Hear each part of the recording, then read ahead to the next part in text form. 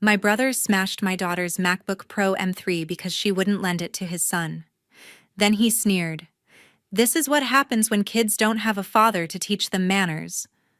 My parents didn't stop him. They piled on, calling her selfish and saying she deserved it. My 10-year-old just sat there, tears streaming down her face on the night she graduated elementary school. I stayed silent for the moment. But when they finally realized what I'd done in response, they panicked. All right, YouTube, grab your coffee, because this is some serious family drama you're not going to believe. I'm Teresa, 43. 4 years ago, my husband was killed in a car accident on his way home from work. One moment he was there, the next I was planning a funeral and figuring out how to raise our daughter Everly alone. She was only 6 back then. These days, she's 10, smart as can be, and the absolute light of my life. I run a small chain of 3 convenience stores here in the Miami suburbs. It's not glamorous, but the hours are flexible enough that I can be there for drop-offs, pickups, school events, everything that matters. Everly and I have built a quiet little routine together, just the two of us against the world. What happened that night at her elementary graduation dinner flipped everything upside down and exposed cracks in my family I could no longer ignore. If you're into real family drama with consequences that actually hit hard, hit that subscribe button and turn on notifications. It really helps the channel bring you more stories like this. Trust me, you won't see the ending coming. Let's get into it. To understand why one single night was enough to change everything forever, I need to tell you about my family first. I have an older sister named Valerie. She's 46 now, never married, and she runs a successful freelance accounting business from her home office. From the day my husband passed away, Valerie became more than just an aunt to Everly. She moved in with us for the first few months, handling everything I couldn't: grocery runs, bedtime stories, endless loads of laundry. She was the one who sat with Everly when nightmares hit hard in those early weeks, explaining in gentle terms why Daddy wasn't coming home. Even after she moved back to her own place, Valerie made it a point to be there for every school play, every parent-teacher conference I had to miss because of store inventory, every little milestone. Everly lights up when Valerie walks through the door, calling her Aunt Valerie with that big smile. To me, she's been a lifeline, the one family member who never judged or pulled away during the hardest years. We've leaned on each other heavily, and she's never once made me feel like a burden. Then there's my younger brother Hunter. He's 39, married to Kendra, who's 38. And they have one son, Beckett, who's 8. Hunter has always been the favorite in my parents' eyes, the golden child who could do no wrong. Growing up, it showed in small ways. He got the new bike first, the bigger bedroom, when we rearranged the house, the leniency when curfew came around.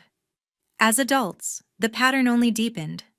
My parents viewed Hunter as the successful one, the son carrying on their legacy with his freelance work supplying goods to local businesses, his picture-perfect family life. Kendra fit right into that image, always polished, always vocal about their achievements. They treated Beckett like the grandchild who deserved the world, no expense spared. A couple of years back, my parents announced they were treating Hunter, Kendra, and Beckett to a luxurious 10-day Caribbean cruise. It wasn't a milestone birthday or anything, just because they said. The total cost easily topped $12,000 when you factored in the upgraded cabin excursions, onboard spending, and flights. They were thrilled planning it, showing us brochures, and talking nonstop about how Beckett would love the kids' club and snorkeling adventures. Photos flooded our family chat afterward. Sunny decks, fancy dinners, all smiles. It looked amazing, and I was genuinely happy for them at the time. Not long after, Everly started talking about wanting a short getaway herself. She'd been working hard in school and mentioned a weekend at one of the big theme parks in Orlando, maybe 2 nights, a couple of park days. Nothing extravagant. The whole thing would have run me around $1,500 at most, but with the stores demanding constant attention and bills piling up, it was a stretch. I casually asked my parents if they might chip in a little like they had for Hunter's family trips in the past. My dad said money was tight right then after some unexpected home repairs, and my mom agreed it might be better to wait. I didn't push. Instead, I cut corners at the stores, picked up extra shifts myself, and managed a modest version a single day at the park with an overnight stay nearby. Everly had fun, but I caught her quietly comparing notes when Beckett bragged about his cruise adventures at the next family gathering. The uneven treatment showed up in gifts, too. When Beckett earned a good report card last year, mostly B's with a few A's, my parents went all out. They surprised him with a complete gaming setup, a high-end monitor, wireless headset, extra controllers, games, the works. It must have set them back close to $2,500. They presented it at a family dinner, making a huge fuss, telling everyone how proud they were of their grandson's effort and how he deserved something special to unwind. Beckett beamed, and Hunter and Kendra thanked them profusely. For Everly's report card a few months earlier, all A's and glowing teacher comments, my parents handed her a $75 gift card to an online bookstore. It came in a plain envelope, no wrapping or note, just a quick, "Keep up the good work," as they moved on to ask Beckett about his latest video game scores. Everly thanked them politely, always the gracious one, but later that night she asked why her cousins seemed to get bigger things for doing well. I brushed it off as best I could, saying everyone shows love differently. There were quieter moments that added up as well. At family gatherings, Beckett sometimes grabbed whatever Everly had, a drink, a spot on the couch, and Kendra would smile and say, "Boys will be boys," while my parents looked the other way. Hunter rarely corrected it, occasionally adding that cousins should share everything. I bit my tongue most times, not wanting to turn simple get-togethers into arguments. What they never fully acknowledged was how much I'd been carrying financially for years. After some bad investment choices in their 60s, my parents struggled to stay afloat on fixed retirement income. They found a comfortable 3-bedroom house in a decent Miami suburb, but the market rent was $2,500 a month, more than they could handle consistently. I stepped in quietly, charging them only $800 and covering the difference myself through the business. Every month, I also sent an extra $1,000 to their account for bills, groceries, medical copays, whatever came up. It wasn't a loan or something I tracked. It was just what I did to keep them secure.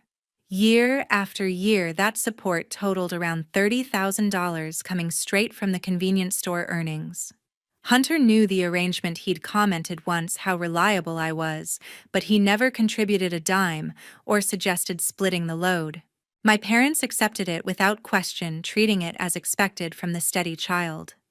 Valerie saw the imbalance clearly and tried addressing it early on, pointing out how one-sided things felt. They'd listen, nod, promise to balance better. Then nothing changed. She eventually directed her efforts toward supporting Everly and me full-time. I kept the transfers going month after month, telling myself it was for family stability. Looking back, I see how long I let it build. That all led to late spring this year when Everly was finishing up 5th grade. She had worked incredibly hard all year, staying focused even when school projects piled up and friends were out playing. Her final report card was perfect, straight A's plus notes from her teachers about how mature and helpful she was in class. With middle school starting in the fall, I knew she would need a reliable laptop for research, online assignments, and staying organized. The convenience stores had a decent few months, so I started setting money aside specifically for a MacBook Pro M3. It wasn't cheap, close to $2,000 with the specs she needed, but I wanted her to have something that would last through high school. This was going to be her big graduation gift, something practical that showed how proud I was of everything she'd accomplished on her own. I decided to host a small graduation dinner at our house to celebrate. Nothing over the top, just good food, a few decorations, and the people closest to her. I ordered Everly's favorites, cheese pizza from the local spot she loves, fresh salad, garlic knots, and a custom cake with "Congratulations, Graduate" written in her school colors. For the table, I put up some simple balloons in blue and white, a small banner across the dining room, and fresh flowers from the market near one of my stores. The backyard was perfect for the warm Miami evening, so I set up extra seating out there with string lights I'd picked up on sale. It felt special without being extravagant, exactly what I thought she deserved after such a strong year. I invited 3 of Everly's closest friends from school, and their parents' kids she'd known since kindergarten, the ones who had been there for her through everything. Valerie was coming, of course. She had already asked what she could contribute and insisted on bringing dessert extras. Then there was my parents and Hunter's family. I hesitated about that invitation for days. Part of me wanted to keep it small and stress-free, just the people who consistently showed up positively. But Everly still saw them as grandparents and cousins, and she had mentioned a few times how some classmates had big family gatherings for their graduations. I didn't want her to feel like her side was missing something because of adult issues. So I extended the invite to Hunter, Kendra, Beckett, and my parents, telling myself it was for her sake one evening, where she could have everyone together like a normal family. The night arrived and the house felt alive in a way it hadn't in a long time. Everly wore her favorite sundress, hair tied back with a ribbon, bouncing around helping me set out plates. Her friends arrived first, full of energy, congratulating her and handing over cards they'd made in class. Their parents brought small gifts, books, gift cards to the mall, a cute journal. We gathered in the living room, eating and chatting while the kids ran between the backyard and dining area. My parents showed up next, giving Everly hugs and commenting on how grown-up she looked. Hunter, Kendra, and Beckett came shortly after, Beckett immediately joining the other kids outside. Valerie arrived last, carrying a beautifully wrapped package and a bakery box. She pulled Everly into a big hug, telling her how incredibly proud she was of the young woman she was becoming. They sat together on the couch, Valerie asking about her favorite projects from the year, listening intently as Everly described a science fair experiment that won first place. I watched them from the kitchen, feeling a wave of gratitude. Valerie had picked out an art set with professional markers, sketch pads, and colored pencils, things Everly had been hinting at for months. When she opened it, her face lit up, and she threw her arms around Valerie, thanking her over and over. The two of them spent the next while flipping through the supplies, Valerie suggesting ideas for summer drawings, their laughter carrying through the room. It was one of those moments that made all the planning worth it, seeing my daughter surrounded by genuine care. The evening flowed easily after that. Everyone moved to the table for food conversations overlapping about school memories and summer plans. Everly sat in the middle, beaming as her friends recounted funny stories from class. Beckett played with the younger kids outside, and for a while it really felt like a normal celebration. My parents asked Everly a few questions about her teachers, and Kendra complimented the decorations. Hunter hung back, mostly checking his phone now and then, but the mood stayed light. I caught Everly's eye at one point, and she gave me that quiet smile that said everything was perfect. After dinner came the moment I'd been waiting for. I slipped into the office to grab the box I'd hidden away, wrapped in simple silver paper with a bow Everly had picked out weeks earlier. Everyone had moved to the living room by then, the kids chatting on the couch while the adults finished coffee. I carried it in and set it on the coffee table in front of her. "One more thing, honey. This is the big one." Everly's eyes went wide when she saw the size of the box. She carefully peeled back the paper layer by layer, the way she always does, with presents she wants to savor. Her friends leaned in closer, curious. When the Apple logo appeared, she gasped. "Mom, is this—" "Open it and find out," I said, smiling. She lifted the lid, pulled out the MacBook Pro M3, and just stared at it for a second. The room went quiet. Then she looked up at me, her face breaking into the biggest grin I'd seen in months. "Mom, you got me the new one. The M3, this is exactly what I needed for next year." She stood up and hugged me tight, the kind of hug that made all the extra shifts worth it. Her friends crowded around, oohing and ahhing over the screen as she powered it on for the first time. Valerie snapped photos telling her how perfect it was for all the projects she had planned. Beckett had been hovering nearby the whole time, watching with that intense look he gets when he wants something. As Everly started exploring the setup, he stepped forward. "Can I see it for a minute? I just want to check it out." Everly hesitated, holding it closer. "It's my graduation gift, Beckett. Maybe after I finish setting it up. Come on, just for a second." He pressed, reaching out. She pulled back a little. "No, thank you. I don't want anything to happen to it right now." Hunter looked up from his phone across the room. He set it down and walked over. "Everly, don't be like that. Let your cousin look. It's not a big deal."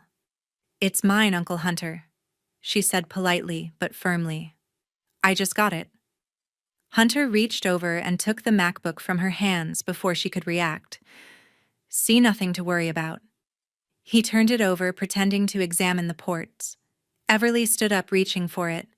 "Please give it back," Kendra chimed in from the couch. "She's right, Hunter. Let him hold it for a minute. Sharing is important." Everly's voice rose a bit. "Mom, can you tell him to give it back?" I moved closer. "Hunter, that's enough. Hand it to Everly. It's her gift." He rolled his eyes. "Relax, Teresa. I'm just looking. Kids these days get everything handed to them and forget basic manners." The tension started building. My dad cleared his throat. "She's being a little selfish, don't you think family should share?" Everly's eyes welled up. "It's not about sharing. It's brand new." Hunter held it higher, out of her reach. "This is what happens when kids get spoiled instead of disciplined." His tone was sharp-loaded. He shifted his grip and then, as if it slipped but with force, he let the MacBook drop straight onto the hardwood floor. The impact echoed with a sickening crack. The corner dented the screen, flickered oddly when it landed face up. Everly let out a choked sound and dropped to her knees beside it, trying to pick it up. "No. No." The room froze. Her friends stared in shock. Valerie's hand went to her mouth. Kendra looked away. Beckett stood there, wide-eyed but silent. My mom spoke first. "Well, maybe now she'll learn not to be so possessive." My dad nodded. "Exactly. Gifts like that come with responsibility." Everly was crying now, quiet tears running down her cheeks as she cradled the damaged laptop like it was broken beyond repair. Something inside me snapped, not loud, not dramatic, just a cold, clear break. I looked at Hunter. "Get out," he scoffed. "Come on, Teresa, it was an accident." "Out. All of you. Now." Kendra grabbed her purse. "This is ridiculous. It's just a computer." My parents stood slowly, giving me disappointed looks like I was the one overreacting. Hunter scooped up Beckett, who hadn't said a word. They filed toward the door without another glance at Everly on the floor. I opened the front door wide. "Don't come back until you're ready to apologize, and even then don't bother." The door closed behind them with a final click. The door closed behind them, leaving only Everly's quiet crying in the sudden silence. I knelt down beside her on the floor, pulling her into my arms. She buried her face in my shoulders, shaking. The damaged MacBook lay forgotten for the moment between us. "I'm so sorry, honey," I whispered, stroking her hair. "None of this was your fault, not one bit." Her friends' parents exchanged awkward glances, murmuring that they should probably head out. I nodded gratefully as they gathered their kids, one of them squeezing my arm on the way to the door and promising to check in tomorrow. Everly's friends gave her quick hugs, looking confused and upset. Within minutes, the house emptied until it was just the three of us, me, Everly, and Valerie. Valerie didn't say much at first. She simply sat on the floor with us, rubbing Everly's back in slow circles. After a while, when the sobs eased into sniffles, she spoke softly. "Let's get you upstairs, sweetheart. You don't need to stay down here with this mess tonight." Everly nodded numbly, letting us help her up. I carried the broken laptop to the office and set it on the desk out of sight. Valerie took Everly to her room, helping her change into pajamas and tuck into bed. I stood in the hallway listening to their low voices, Valerie reassuring her that tomorrow we'd figure everything out, that the computer could be fixed or replaced, that what mattered most was how strong Everly had been all evening. It took time, but eventually Everly's breathing evened out into sleep. Valerie came downstairs and found me in the kitchen staring at nothing while clearing plates automatically. She poured us both water without asking and sat at the counter. "Stay tonight?" I asked. She nodded immediately. We cleaned up quietly, stacking dishes, wiping surfaces, folding chairs from the backyard. Neither of us mentioned what Hunter had said or how my parents backed him. The words hung there anyway, heavy in the air. When everything was done, Valerie made up the guest room and we said goodnight. I checked on Everly one more time before collapsing into bed, myself, exhaustion hitting hard. By morning, my anger had turned into something colder, clarity. I woke early, made coffee, and sat with the damaged MacBook. The corner was badly dented, and when I powered it on the screen, flickered with lines across one side. Everly was still asleep, so I stepped outside and called the non-emergency police line. The dispatcher listened calmly as I explained what happened: intentional property damage at a family gathering, estimated value around $2,000, home security cameras, capturing the whole incident. An officer arrived within the hour, polite and professional. He took my statement, photographed the laptop from multiple angles, reviewed the footage I'd pulled from the system. He asked if I wanted to press charges right then. I said I needed to speak with a lawyer first, but wanted the report on file regardless. He nodded, handed me the case number, and left with a quiet, "Take care." Valerie was up by then, making breakfast, while Everly slowly came downstairs. My daughter looked drained, eyes puffy, but she managed a small smile when Valerie set pancakes in front of her. We ate mostly in silence, me reassuring her again that we'd get a new computer soon, that last night didn't change how proud I was of her graduation. She picked at her food, asking once if Beckett was okay. I told her truthfully that wasn't our concern anymore.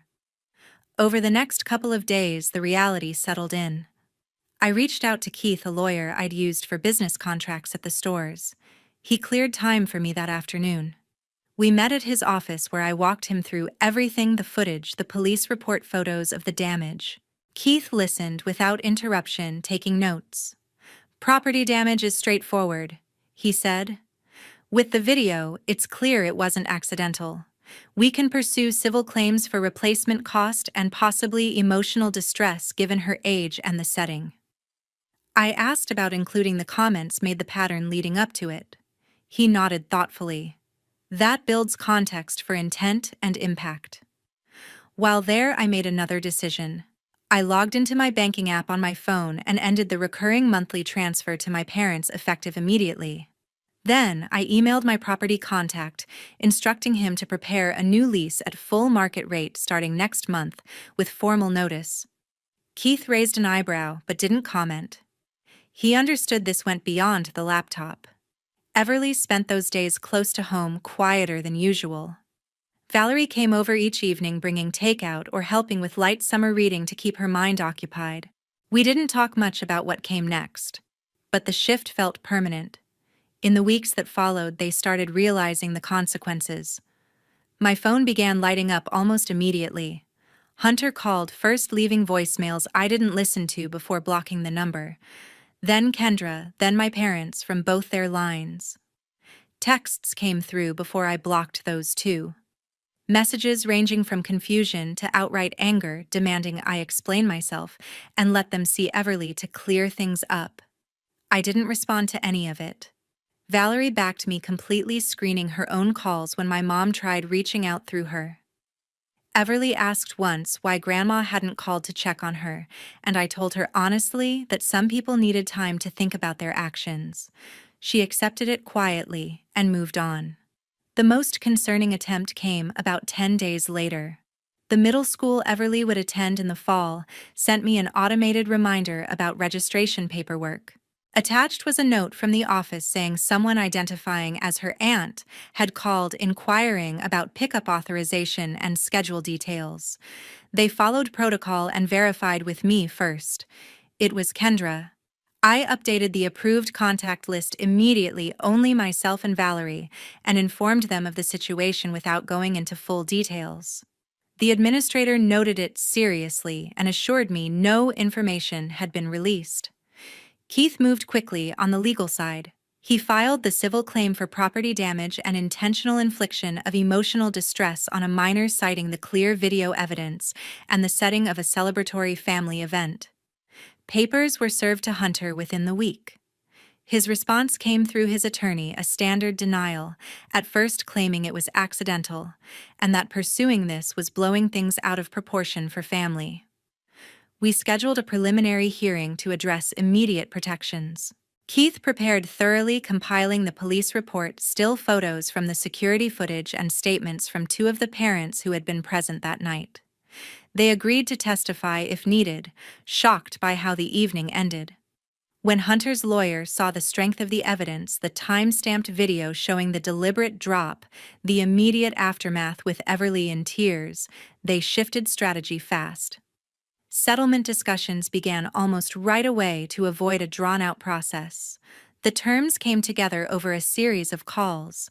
Hunter agreed to pay $9,000, total $2,000 for the MacBook replacement and related accessories, the rest covering documented emotional impact and future counseling sessions if Everly needed them moving forward.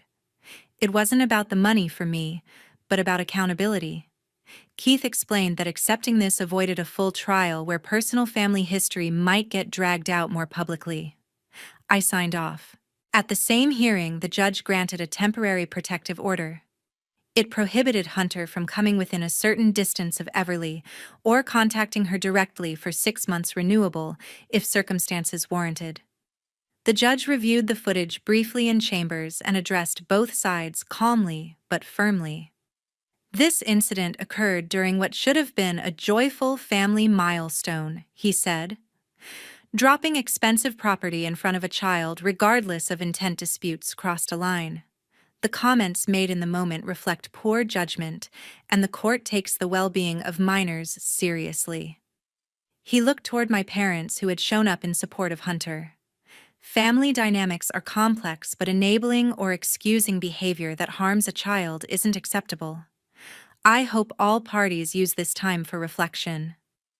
My parents left the courtroom without speaking to me. Hunter signed the papers, looking defeated, Kendra at his side, whispering something I couldn't hear. Keith shook my hand afterward, saying it was a solid outcome under the circumstances, clean, enforceable, and with real financial consequence. Everly didn't attend the hearing. Valerie took her for ice cream that day instead, keeping things as normal as possible. When I got home, she asked how it went. I kept it simple. The grown-ups had agreed on rules to make sure everyone stayed safe, and that was that. She nodded, more interested in showing me a drawing she'd finished with her new art supplies. The settlement check arrived a couple weeks later. I used it to buy the replacement MacBook right away, plus a protective case this time. Everly set it up herself, transferring files carefully, and seemed relieved to have it back. In the months that followed, things gradually changed. My parents received the new lease notice and tried calling a few times at first. When that didn't work, my mom reached out to Valerie, asking if she'd talk sense into me about the rent increase.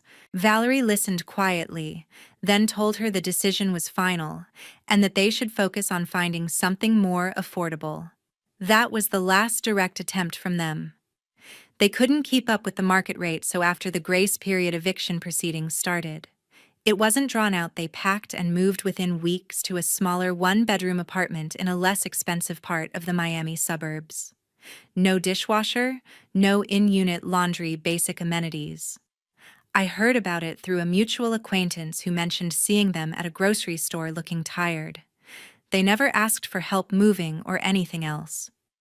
Hunter's freelance work took a hit too. Some of his supply contacts overlapped with local businesses I knew through the stores. Word spreads in those circles, and a couple of contracts quietly dried up. Nothing dramatic, just fewer opportunities coming his way. Kendra ended up taking on more hours at a retail job to cover gaps, shifting from part-time to full schedules. They downsized where they could, but the settlement payment had already strained things. Beckett switched to public school for the following year. The private one they preferred had a waiting list anyway, And with finances tighter, it made sense. He adjusted from what little I heard secondhand. Attempts at reconciliation fizzled out. A letter arrived once from my parents, handwritten, talking about family bonds and forgiveness. I returned it unopened. Hunter tried a new number a few months in, leaving a short voicemail about wanting to talk for the kids' sake. I deleted it and blocked that too. Kendra sent an email apologizing in general terms, saying they never meant for things to go this far. I didn't reply. Valerie fielded a couple of indirect inquiries through old family friends and kept responses polite but firm, no openings. Everly settled into middle school better than I expected. The new MacBook helped with assignments and group projects, and she made friends quickly in her classes. She joined an art club after school, spending time on drawings and digital designs that surprised me with how creative they were. Weekends with Valerie became routine. She'd pick Everly up for sleepovers at her condo where they'd bake or watch movies. Valerie had turned the spare room into a space just for her, with shelves for books and a desk for homework. Everly came home from those visits recharged, talking about plans for the future in ways she hadn't before. We built new traditions too. Friday evenings at one of the stores after closing, counting inventory together while listening to her playlists. Small trips when time allowed, a day at the beach or visiting local markets. Life felt steadier, quieter, in a good way. I didn't win. I simply stopped losing. Looking back, the favoritism and lack of accountability had been eroding things for years. Protecting Everly meant drawing a line that couldn't be crossed again. Some relationships aren't worth maintaining if they come at the cost of your child's well-being. Cutting ties completely wasn't easy, but it gave us space to focus on what actually mattered, a home where she felt safe, valued, and free to grow.